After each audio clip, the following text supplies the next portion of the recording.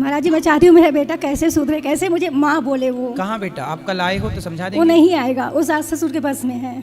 आपकी सेवा नहीं करता? बात भी नहीं करता, माँ भी नहीं बोलता मुझे। कब से?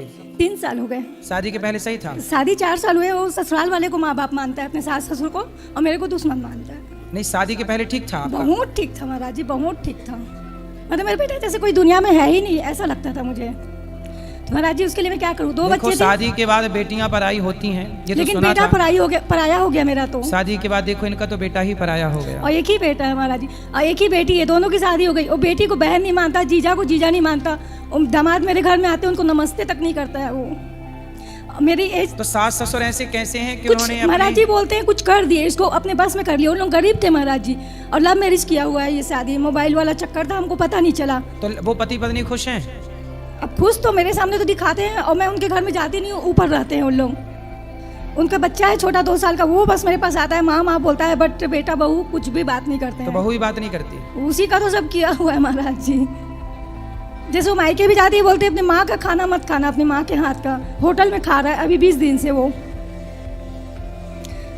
चलो भगवान कम से कम वो पति पत्नी खुश हैं, ये भी ठीक है। महाराज जी कुछ बताइए ना उसके लिए। प्रार्थना ही की जा सकती। मैया देखो, कुसंग में कौन नहीं बिगड़ा, वरना कौन बेटा अपनी माँ से बैर करेगा? क्यों करेगा? कैकई माँ ने मंथरा का कुसंग ना किया होता तो कैकई कभी राम की दुश्मन ना होती। कुसंग पाके कौन नहीं बिगड़ा? आपके बेटे को पत्नी तो मिली है। महाराज जी लव मैरिज कर रहा था, मान लो। आपके बेटे को पत्नी तो मिली है, पर पत्नी कम मिली है, कुसंग ज्यादा मिला है। वो स्त्रियां अच्छी नहीं होती जो बेटे को माँ से दूर कर देती हैं। महाराज जी अच्छे से वो रहती भी बहुएं नहीं अच्छी है। नहीं होती हफ्ते में जो 2 माँ बार से ना- बेटे को दूर कर देती हैं। वो बहुएं अच्छी होती हैं जो दूर रहे बेटा माँ से तो पास कर दें, महाराज करीब जी, लेके आके खड़ी वो हो बहू ऐसी है कि माँ बाप से ही दूर करवा दी अपने पति को।